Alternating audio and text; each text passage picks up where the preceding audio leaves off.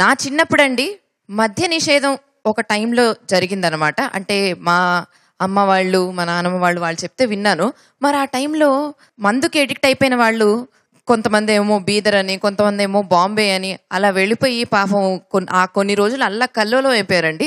మరి ఆ ఎక్స్పీరియన్స్ని షేర్ చేసుకోవడానికి ఇప్పుడు ఆహా టీం నుంచి జానుషా అండ్ దేవా వీళ్ళిద్దరు రాబోతున్నారు. సో వాళ్ళు ఏం చెప్తారో విద్దాం. అయ్యో ఎతిలో డబ్బులు పోయనే, అయ్యో ఎబులు ఖాళీ ఆయనే,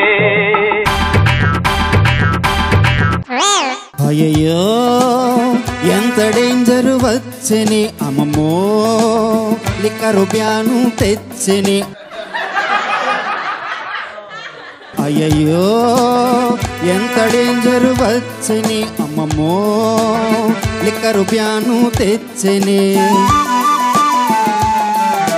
పూజరు ఫేటిక మారింది నాలుకపై తడియారింది, పూజరు ఫేటిక మారింది నాలుకపై తడియారింది, నురగలు కక్కే బీరుతో సహా నిషేధమే అయిపోయింది, అయ్యయ్యో ఎంత డేంజరు వచ్చెనే, అమ్మమ్మో లిక్కరు బ్యాను తెచ్చెనే.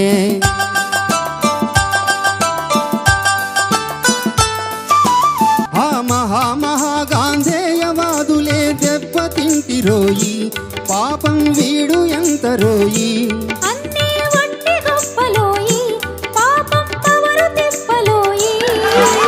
ఆర్డినెన్సులు ఎన్ని వచ్చినా అమలు కావు భాయి, కొంచెం నిబ్బరించబోయి, అయ్యయ్యో ఎంత డేంజరు వచ్చని, అమ్మమ్మో లిక్కరు బ్యాను తెచ్చని.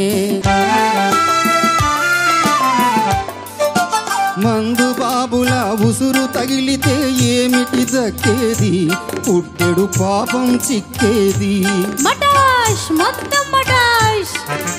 మందు బాబుల ఉసురు తగిలితే ఏమిటి దక్కేది, పుట్టెడు పాపం చిక్కేది, ఇక ఈ స్టేటుకు దిక్కేది, ఎలక్షన్లలో గెలిపేస్తే ఈ వరమా దక్కేది, మనకు మునుపటిక్కేది, అయ్యయ్యో ఎంత డేంజరు వచ్చని, అమ్మమ్మో లిక్కరు బ్యాను తెచ్చని. ఆ విస్కీ జిన్ను బీరుతో సహా రుణము తీరవచ్చు, వేరే దారి చూడవచ్చు, ఏకను నోరు మోయవచ్చు, బీదరు పోయి తాగవచ్చు,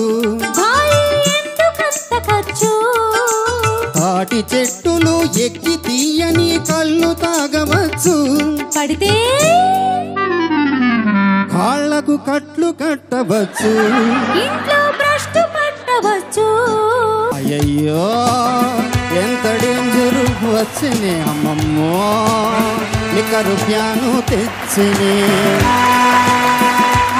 పాపం లిక్కర్ బ్యాన్ ఎంత బాధపడుతున్నావో, చాలా బాధపడుతున్నావు కదా.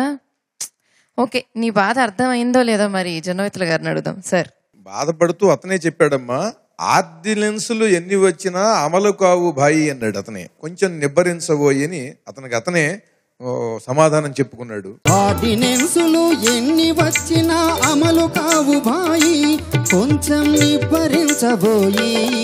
తాగటం ఒక రోగం, తాగించటం మాయ రోగం, తాగుడు మానేయటం స్కాచి భంగ రాజయోగం. అభిప్రాయం పాడారండి, బాగుంది.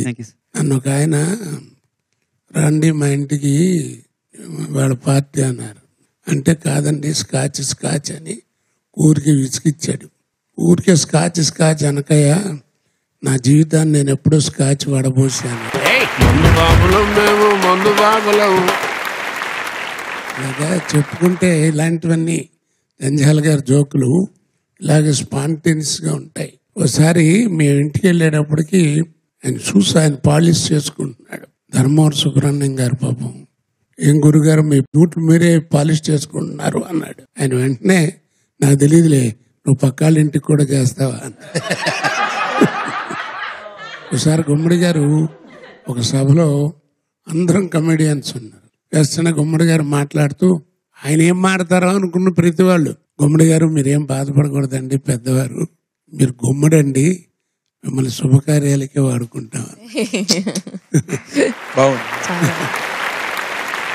బ్రహ్మానందం గారి అబ్బాయికి పుట్టినరోజు తీసుకువెళ్ళి కాళ్ళదండం పెట్టి ఆశీర్వాదం తీసుకురా అన్నాడు బ్రహ్మానందం గారిని. తీసుకోమంటే బ్రహ్మానందం గారు కొంచెం పాపం అమితాబ్ బచ్చన్ కంటే హైట్ కదా, పొట్టిగా ఉంటాడు కదా, ఆయన చమత్కారం, మీ నాన్న అంత ఎత్తు ఎదగమనే ధైర్యం నాకు లేదు కానీ మీ నాన్నలాగా పేరు తెచ్చుకోరా అని.